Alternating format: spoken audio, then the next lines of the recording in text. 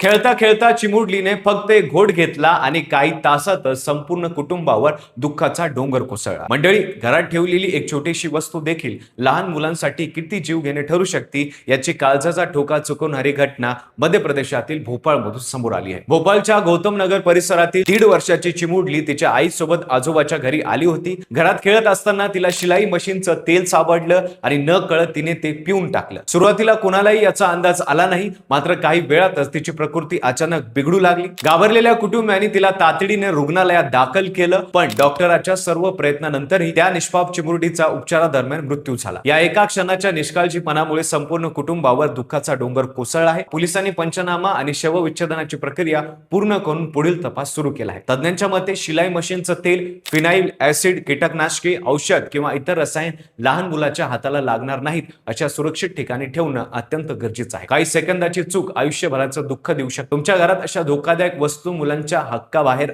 ठेवलेल्या आहेत का?